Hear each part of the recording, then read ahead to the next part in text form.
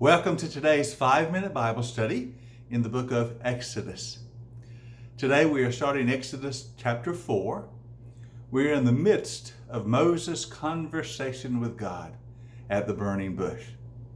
Now God has revealed himself to Moses, telling him his name, I am who I am. God has called Moses to return to Egypt and to be the agent to deliver the children of Israel out of Egyptian bondage. God has promised to be with Moses every step of the way. Now, as Moses has received this call, he's now ready to go, except he's not quite ready. He seems to be still reluctant.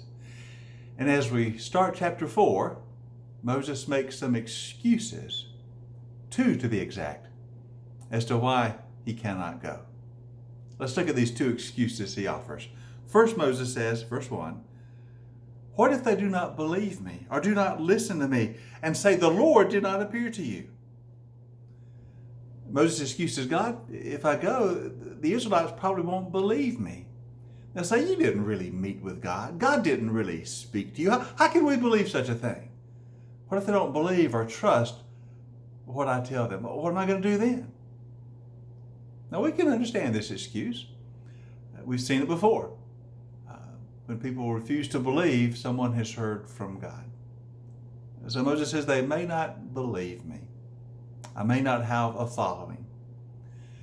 God in his grace gives some signs to Moses. He says, I'm going to give you 3 authenticating signs, ways to demonstrate that I have spoken to you and that I am with you. Now, the first sign is very familiar to us. It's about the staff. Take your staff. God says to Moses, throw it on the ground. It will become a stake. And when you grab it by the tail, it will become a staff again. This way, the Israelites will know that I have indeed spoken to you. We're very familiar with this sign. It's going to be used again. The second sign, God says, put your hand inside your cloak. It will become leprous. Then put it in again. It will be clean. By this sign, the people will know that I have spoken to you. And then God gives a third sign. He says, if they don't believe the first 2 signs, take some water from the Nile, pour it on the dry ground, and the water will become blood on the ground. By these 3 signs, you can demonstrate to the Israelites that I indeed have spoken to you and that I've been with you. Now, obviously, that third sign is going to be very important. It's going to be one of the plagues. But right now, it's simply an authenticating sign. But Moses has another excuse. In verse 10, he says, God, O Lord, I'm not eloquent, neither in the past nor since you have spoken to your servant. I'm slow of speech and I'm slow of tongue. Lord, don't send me, Moses said. I don't speak well. I don't talk well. I'm not fit for public speaking. You need someone who is more eloquent. The Lord answers, who gave man his mouth? Who makes him deaf or mute? Who gives him sight or makes him blind? Is it not I, the Lord? Now go, I will help you speak, and I will teach you what to say. So Moses has offered two excuses. They might not believe me. God's given them some signs to authenticate. I'm not a good speaker.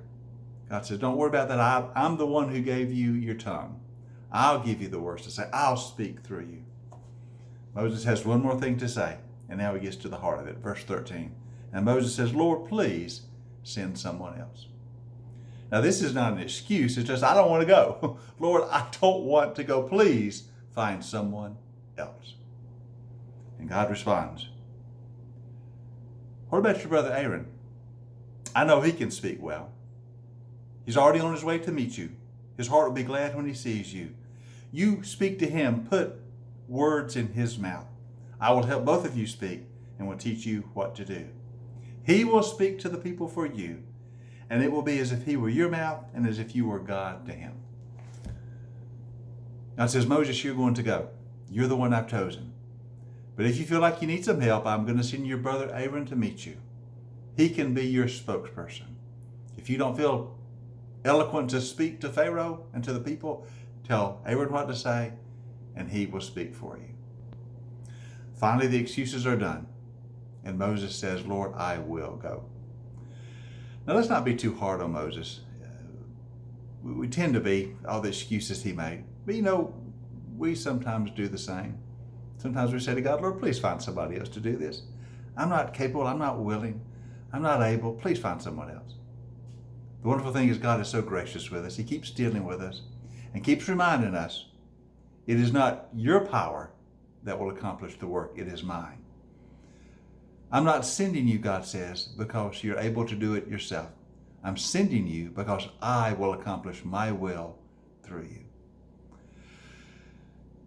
I know sometimes we offer God excuses, but He always keeps reminding us, if you just trust me, I will be with you and I will give you what you need to accomplish the task. Even though Moses had doubts about himself, God was going to do a great work through him. The children of Israel would be delivered. And God will do great things through us as well, if we'll just simply let Him. So in faith, let us say, Lord, whatever you send me to do, I will go. Wherever you send me to go, I will go. Whatever you ask me to say, I will say. Whatever you want me to do, I will do. Because I know you will be with me. Amen and amen. Hope you have a great day today. I'll see you in our next session when we'll begin to look at Moses' mission as he starts the journey to Egypt. The great work of salvation, God saving His people Israel, has begun. I'll see you next time for our 5-minute study in the book of the Exodus.